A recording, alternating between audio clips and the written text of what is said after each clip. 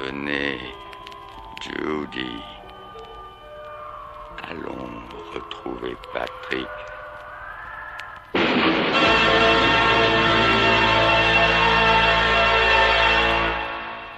Le 11 mars 1887, un peu avant minuit, certains ont cru voir dans le ciel de Londres un étrange équipage. Une chauve-souris géante portait une femme dans ses bras. On les a vus tourner autour de la tour de Londres, puis disparaître dans les douves. Judy, réveillez-vous. Nous voici à l'entrée du palais des ténèbres.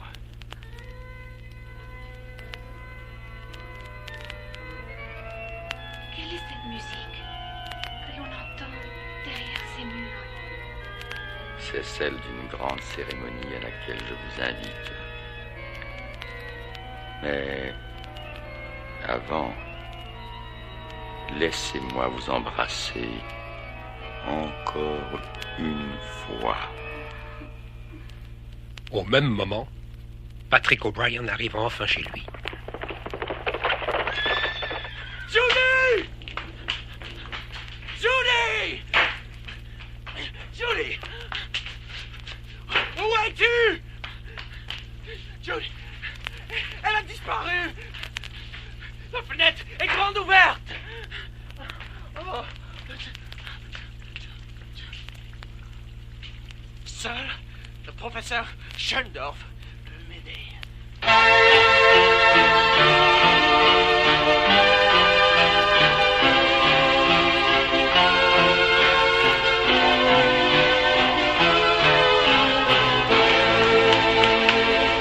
Dr. Schöndorf, ouvrez-moi! Judy a disparu.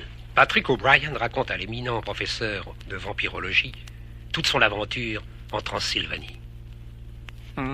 O'Brien, il n'y a pas une minute à perdre. Elle doit être en ce moment avec lui dans les caves de la tour de Londres. Cette nuit a lieu la cérémonie d'initiation des damnés.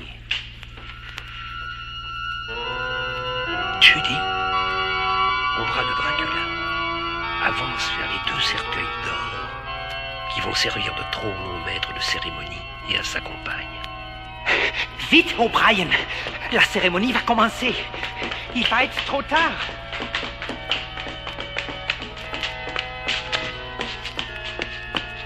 Dr. Schöndorf. Judy. Là. C'est bien ce que je pensais. Il l'a emmené ici pour en faire sa compagne pour l'éternité.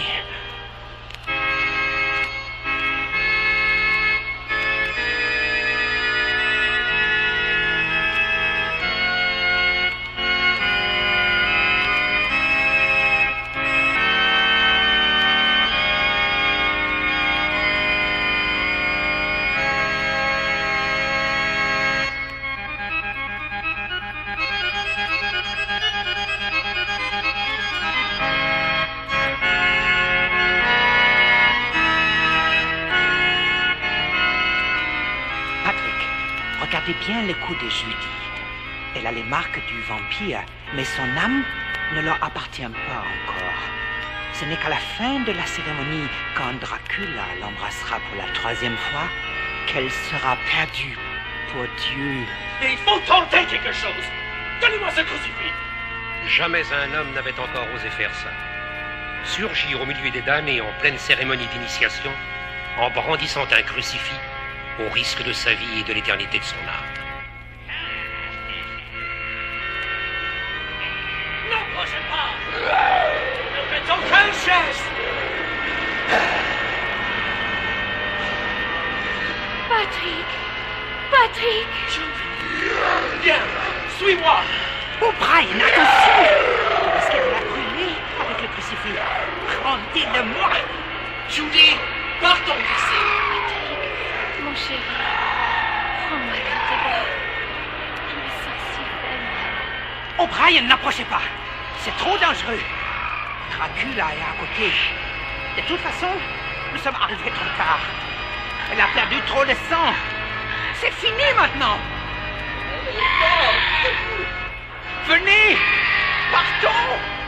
Pendant qu'il est encore temps! Non! Professeur Sherlock, donnez-moi ce pieu et cette hache! Il ne gagnera pas son âme! Judy, pardonne-moi! Oh, Brian, ne faites pas ça.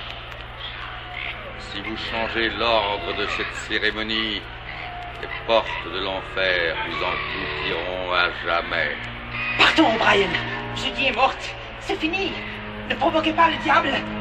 O'Brien, suivez les conseils du professeur Schendorf. N'empêchez pas l'initiation de ces futurs damnés promis au diable.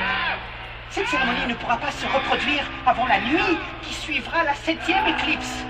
D'ici là, le diable se vengera, car il n'aura pas eu assez d'âmes. Il fera parcourir la terre entière par ses disciples. Et le monde sera ravagé par la guerre, les épidémies, les cyclones. Les volcans entreront en éruption. Les océans engendreront des cataclysmes. Schendorf dit la vérité, O'Brien. Mais je comprends l'amour que vous éprouvez pour cette femme. Je vous promets de veiller sur elle. Je l'emmènerai en Transylvanie.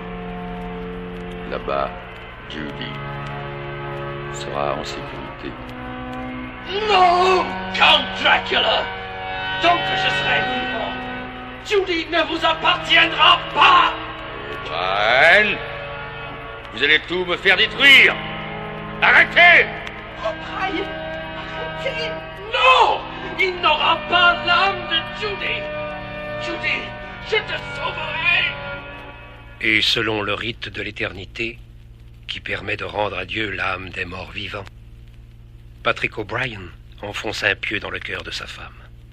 Les traits du visage de Judy retrouvent alors cette beauté divine qui a séduit O'Brien et Dracula. Ses yeux, ce visage, je les retrouverai. Dans la grande salle réservée à l'initiation des damnés, le crucifix jette maintenant autour de lui un halo qui protège des flammes O'Brien et Schendorf, tandis que Dracula disparaît majestueusement par les portes de l'enfer. Patrick, regardez le visage de Dracula. Il pleure. Il pleure. Des larmes de sang.